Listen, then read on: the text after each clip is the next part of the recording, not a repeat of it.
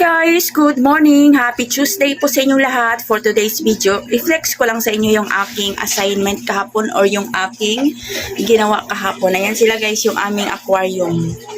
Malinis na siya. Nilinis ko yan lahat. Pinalitan ko lang yan lahat ng tubig. Ayan, pasensya na po kasi sa aming aquarium. Sobrang luma na po yan. Sobrang ilang taon na po yan. Mga isang dekada na siguro to, mahigit. Tapos, yan, napapakinabangan pa rin namin. Hindi namin tinapon kasi okay pa naman.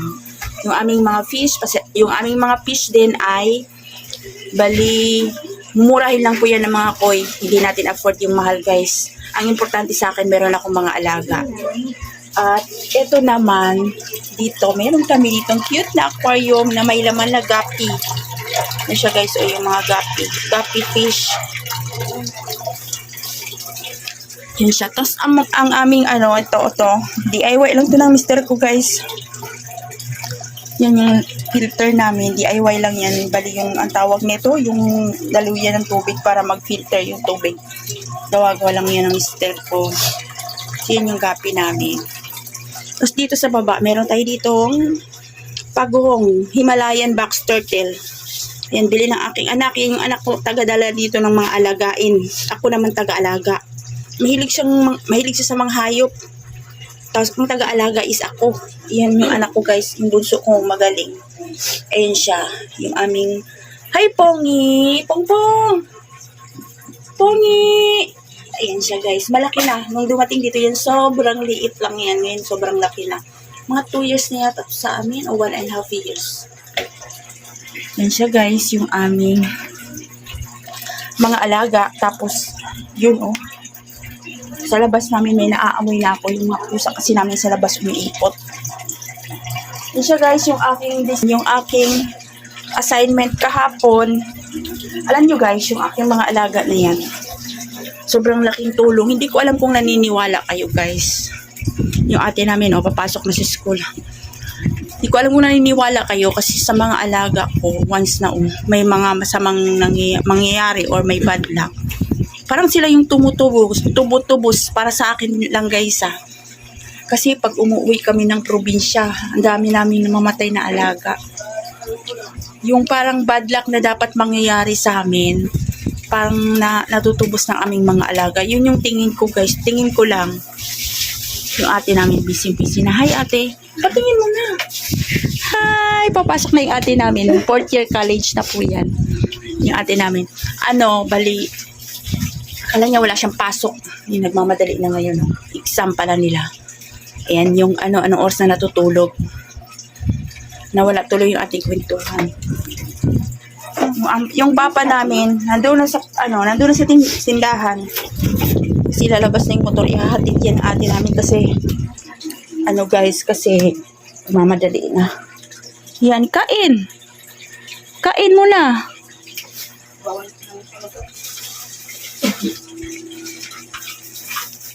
Tapos, balik tayo sa ating kwentuhan, guys. Bali, feeling ko, yung mga alaga na yan, pasensya na kung po kayo sa aming patungan ng binukbok na.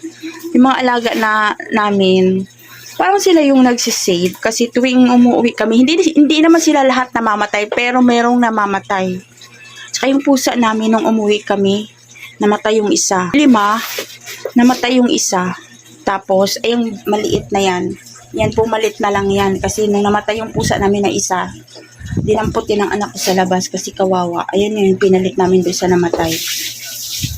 Bye-bye. Bye-bye. Ayusin mo yung mo. Ayusin mo yung... Ay, napapasok na yung ate namin. Hi ka muna. Hi, bye-bye. Ingat.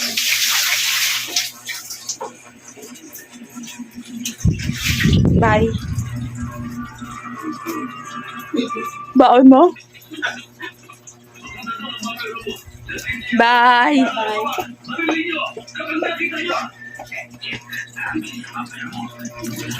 Balik tayo, guys, sa kwentuhan natin. Bali, yung pag umuwi kami or nagbabakasyon, hindi natin maiwasan. Parang yung mga alaga namin, yung may namamatay siya, guys. Itong isda namin, yan sila, 7. 9 pala yan, 9. Tapos namatay yung isa niyan, pinalitan na lang ng aking anak niyan ng isa. Namatay yung isa niya na koi. Tapos yung pusa namin na pinakamatagal na sa amin na matanda na, namatay din. Wala akong magagawa, hanggang iyak na lang kami guys. Pero parang feeling ko, yung dapat na bad luck na mangyayari sa amin, sila yung tumutubos. Parang ganun ang tingin ko guys. Tapos, ramdam ko rin din sa aming aquarium, pag mayroong bad luck na mangyayari, lumalabo siya, lumalabo. Ramdaman ko na yan guys, lumalabo yung aquarium namin. Pagka merong lang guys, may tumatawag. Merong problema or pagsubok na darating. Ayan po yung nangyayari sa aquarium namin guys. Subok ko na siya lagi-lagi pag may darating or magiging problemang darating, lumalabo siya guys. Kahit kalilinis ko lang ng aquarium namin, yan, lumalabo siya. Pero sa awa ng Diyos, nalalampasan pa rin. Ganun lang talaga. Parang meron lang akong, ano lang siya, parang merong, anong tawag niyan? Yung parang sign na merong trials or pagsubok or problemang darating kasi yung aquarium namin lumalabo. Matagal ko na po yan siya guys na matagal ko na namin tong aquarium. Hindi talaga namin siya binibitawan. Kahit yung mga isda na yan, mumurahin lang yan, oh. Yung mga isda na yan. Yung iba nga yan, yung binibenta dito or nilalako dito sa palengke dito sa amin guys. Mumurahin lang po yung mga isda na yan, yung mga putete. May buhay pa rin naman yung mga isda na yan eh. Yan, tawag nila dyan, putete na goldfish. Maliliit na yan.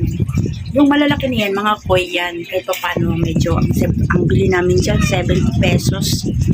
Yung mas maliit na yan, magkano lang yan, 10 pesos lang yan. Pero inaalagaan pa rin namin. Hindi naman natin afford yung mahal. At saka pag namatay kasi yung mahal na, sayang guys. Kaya yan lang. Okay na sa amin yung mga alaga namin na yan. Ito pa yung mga Yan lang guys, mai-share ko lang sa inyo yung aking mga pag-aalaga ng mga hayop.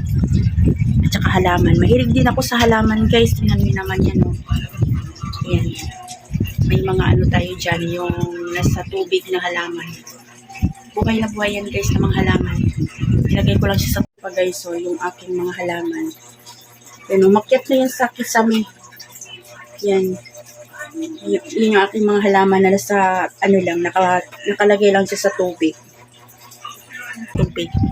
Yan lang guys, good morning po ulit sa inyong lahat and happy Tuesday, good vibes lang. Masasabi ko lang, hanggat wala tayong ginagawang masama, wala tayong dapat ikahiya. Thank you for watching. Bye!